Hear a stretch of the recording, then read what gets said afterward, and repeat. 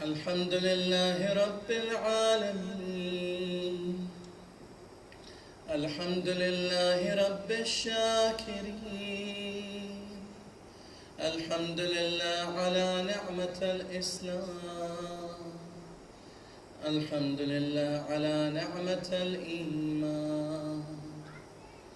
الحمد لله على نعمة الهداية. الحمد لله على نعمة الولاية. الحمد لله الذي هدانا لهذا وما كنا لنهتدي لولا أن هدانا الله. والصلاة والسلام على أشرف الأنبياء والمرسلين وخاتم النبيين أبا القاسم محمد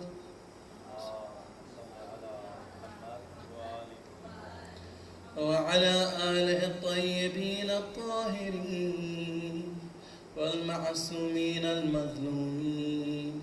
أما بعد، فقد قال الله سبحانه وتعالى في كتابه المجيد وقوله الحق وهو أصدق الصادقين. بسم الله الرحمن الرحيم. ألا بذكر الله تطمئن القلوب. صدق الله العلي العظيم. صلوات.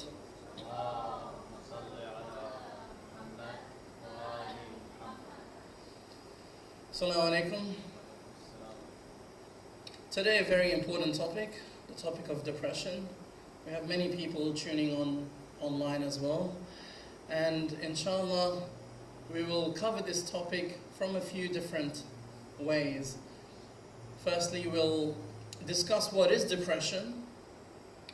Then we will also explore, what might be some of the signs and symptoms of depression, and also how it may be looked at in Islam, and also then join it with the story and the narrative of the tale and saga of Karbala. And so we have gathered here, although it is the 10 nights are over. The 10 nights are over, but aftermath of Karbala is equally as important. The climax was the 10th of Muharram, when Imam Hussein and his companions and some women and some of his children were killed brutally. But then the saga continues with the evil forces of Ibn Ziyad and Umar ibn Sa'd and Yazid ibn Muawiyah, who then captured and arrested the women folk and the children of Imam Hussein and took them as prisoners. So inshallah, I think it's very important first to lay the foundations, talk about what is psychology itself. I work as a psychologist. I have been for a few years. I work out of Sydney at a few locations. And so if we ask what is psychology, quite often people might say it's something that's, or a psychologist is someone that deals with psychos, for example. A very common thing, or with crazy people. So we find that psychology and the study of psychology and what a psychologist is quite far from that. That might be one aspect. It's like asking, or you're trying to answer what is a lawyer, and you're saying a lawyer is someone who goes to court. Well, no, lawyer is so many different things. A lot of lawyers don't go to court. A lot of lawyers deal with making law. A lot of lawyers work with applying law. A lot of lawyers work with representation. A lot of lawyers work in different fields, whether it's jurisprudence, family law, criminal law. So you see that it's not so simple and clear-cut. So psychology is the study of the human cognition, the human mind, in other words. human thought processes, human beliefs. Psychology is the study of the human affect. Affect meaning emotions, feelings. Psychology is the study of the human behavior, actions, habits, addictions. So it's not psychiatry. Psychiatry is the medical field of dealing with mental disorders. Psychology, as I will explain, is a lot more broader than that. And don't confuse it with phycology as well, which is the study of algae. We don't study algae. So psychologists, they explore concepts such as cognition, might be some techo words, perception, attention, motivation, a lot of Asians, brain functioning, personality, resilience, family resilience, human relationships, personal relationships. So it studies all of this. And so I deal with a lot of, and then when there's a problem with our psychology, the mind, the feelings, or the actions, we may see a psychologist. It may turn into what's called psychological illnesses or disorders, such as what we have heard and what we're here for tonight, depression, or other types of psychological disorders or illnesses such as OCD, which you might be aware of or not aware of. It's actually quite high in the Muslim world because a lot of Muslims have OCD when it comes to washing and najasa. And they might do wudu in a particular way. If it's slightly a different way, then they can't deal with that and they have to repeat their wudu and wudu. You know, we might call it waswas, but there's also psychological ways of addressing that. So I deal with disorders as well, whether it's depression, whether it's OCD, anxiety, different types of anxiety, post-traumatic stress disorder, anxiety disorders. I deal with phobias. If you were afraid of a spider, for example, can't sleep at night because all you think about is spiders, or afraid of lifts. I have many people who I've seen, they can't go inside a lift. So if they're going to a building, they may have an appointment, whether it's in the citizenship office in the city, immigration, or passport office. Instead of catching a lift, they'll walk up those 20 levels of stairs because they feel afraid of lifts. Or it's similarly related to what's called claustrophobia, that feeling of being in a tight place and you feel suffocated. So I deal with that as well. But I don't just deal with when it becomes a problem. I deal with also, I do and practice what's called positive psychology. Positive psychology is the scientific study pretty much of strengthening the human mind, the human emotion and behaviors, strengthening it so it doesn't fall ill, strengthening it so that we can learn strategies preemptively before these things might come. For example, we might go to the gym. We might go to the gym because the doctor said you should start going gym. You have back problems, you have leg problems, it's become weak. You go to the gym, you strengthen it. Or you can go to the gym before having problems. You go to the gym to strengthen it. So it limits your chance of having those injuries, for example. So similarly, psychology is not just when you have a problem or whatever. You can go to a psychologist to strengthen your mind, for example, the way you think, your thought processes, and your heart, or your do certain behaviors and actions to, again, limit the onset or strengthen you or decrease your risk factors. So already we can see that psychology is not as clear-cut as we might think it is. And as you've noticed, I do pause a lot. The reason why is, one, I gather my thoughts. Two, because I'm more used to a discussion where it's two-way. Whether it's in my practice, I sit down, they're talking, and then I listen. There's a lot of listening when it comes to psychology, and then I talk. So it's not always talking. So I'm not used to just talking. So when I do pause, bear with me. And in this case, it's because I lost my notes. I think I just deleted it. Sallu ala Muhammad wa ala Muhammad.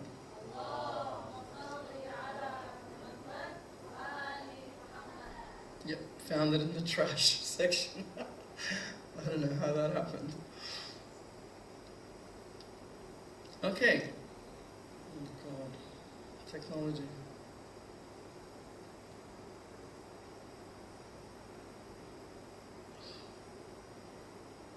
Just say 3 salawats and inshallah I will move it back to the other folders where it won't get hidden. Sallu ala Muhammad wa ala Muhammad. Actually, one's enough. That's okay. Thank you so much. Laughter's good medicine too, by the way. Okay, so depression. We're here for depression. What is depression? Depression is a psychological condition where it's associated with sadness. You have low mood. You're down for most of the day. And it's coupled with other things, such as it affects the way your daily functioning. It affects it. Your work, you're always sad, or you're often sad. It affects your everyday life, whether it's staying at home, whether you're outside, whether you're with your friends. Depression comes with other symptoms such as lowered concentration, lowered motivation, lowered attention span. Depression comes with other things such as you might have bad sleep. You might wake up after two hours. Or you find that it's difficult for you to fall asleep. Or you find that all you want to do is sleep and you don't want to wake up. So there's so many different things that could be signs and symptoms of depression. But then again, these things could be things that we might have every day. For example, I might have trouble sleeping because I had a shot of V or a drink of caffeine a bit too late. Or I can't fall asleep because I'm excited because my father's coming from the airport. Or I can't fall asleep in case that I don't wake up and pick him up from the airport. Or I can't fall asleep because I am sad. But the difference is this sadness it affects your daily functioning. You don't feel effective, and you can't effectively and productively do your work as you were able to before. So let me read you some scary stats which are true for Australia. And it impacts not just the general Australian public, it impacts Muslims as well. In my practice, at least half of my clients are Muslims. And they say in psychology, the bread and butter, which means the main thing you deal with, is depression and anxiety. Just like when you go to a mechanic, the main thing the mechanic deals with is a service, oil change and stuff like that. But there's so much more as well. But that's the common thing, an oil change. And then they might also tire change, they might do spark plugs, there might be something wrong with the odometer, speedo, whatever the case may be. So some stats. 1 in 6 young Australians is currently experiencing an anxiety condition. 1 in 4 young Australians currently has a mental health condition. So 1 out of 4 people has a mental health condition. That could be depression, anxiety, OCD, post-traumatic stress, personality disorders, whatever the case may be. Suicide is the biggest killer of young Australians, and accounts for more deaths of young Australians, young being under 30, under 25, accounts for more deaths than car accidents, more motor vehicle accidents. And we know how many young people die from motor vehicle accidents, which is a lot. That's why insurance is high as well for people who are younger.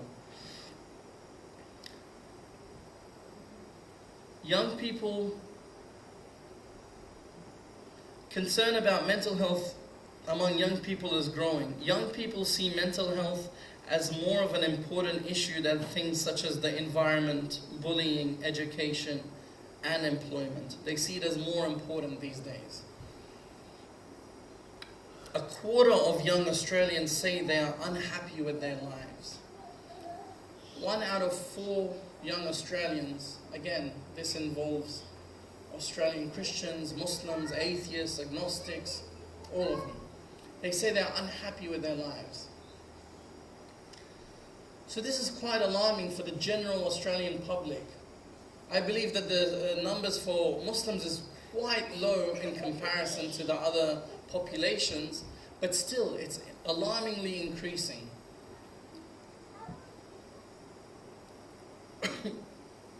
So as I said, we all experience these symptoms of sadness at times. We're living through a sad time right now. We have been commemorating Imam Hussein's death, which is sad, very sad, which is full of grief, full of calamity. But it's different to depression. Depression is when it affects your daily functioning. Depression is when you have lost, sometimes you have feelings of hopelessness, helplessness. You say things like, what's the point? And at any point when we do have these thoughts, which I will discuss a bit about after, but we should, just as I said, our car might have need a tire change, we should go to a mechanic. We have a headache, we should go to a doctor. Same way, if we have such symptoms, we should go to a psychologist. Alhamdulillah, these days the taboo is going down. No longer is it that, oh, you must be majnoon if you're going to a psychologist. It's still there in our communities, but it's not as much. And as I said, a psychologist, especially those that, certain psychologists who apply it in a particular way, for example, as I said, I do what's called positive psychology. So it's like a gym. You can go if there's damage or illness, or you can go before there's a damage. So to strengthen your mind, you can go to just have talks one-on-one.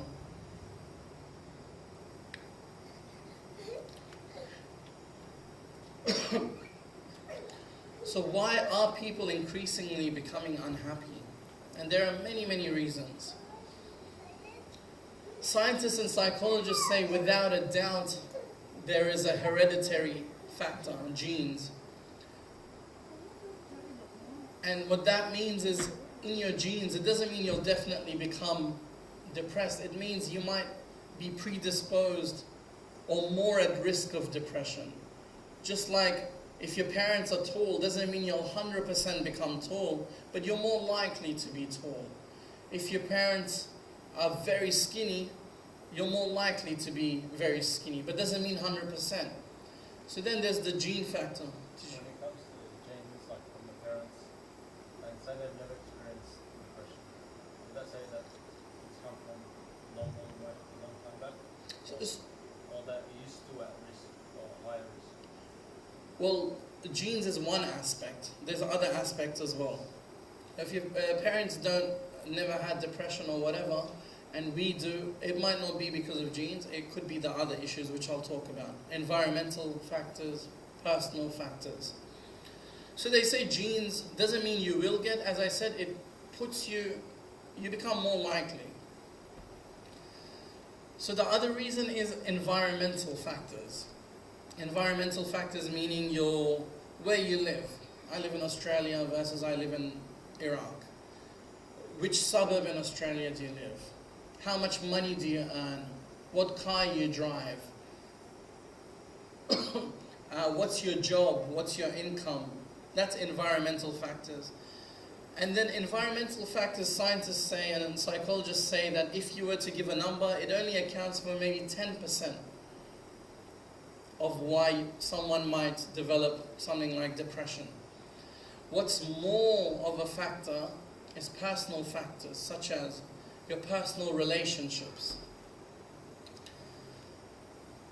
Things such as your own health and well-being, whether you have other medical issues. Things such as how you see the world, which is extremely important, how you see and perceive the world. Things like your personal faith, your religion. So these things also affect depression and contribute towards it. Doesn't mean it's 100%, it could be anything.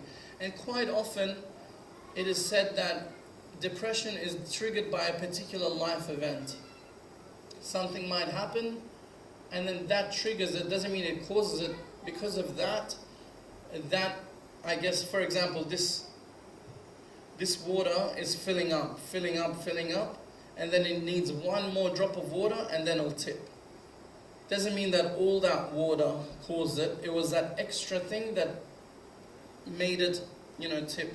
So sometimes that could be a death of the family, a car crash, a job loss, whatever the case may be. Yes, bro. Does it mean that it's already there until someone triggers it? Very good question. It doesn't mean that it's already there. It could be there. It could be there and you're almost at breaking point. But depending on the factors such as genes or your environment or your personal factors, it might not be there. Instead of the spilling level being up here, it could be just down here. Okay? And for example, we'll talk about our role models, Ahlul Bayt and stuff like that. So depending on how we perceive a situation, how we take these stressful life events, for example, in here, if we see that, for example, in our home countries, they're living in war-torn countries, but they don't have that kind of depression that exists in here, for example. It's very different. They go about their daily lives, they're not always worried. Depression also, another thing that characterizes it, your mind's always switched on, you're always stressed, you're always thinking negatively, negative patterns. Sallu ala Muhammad wa ala Muhammad.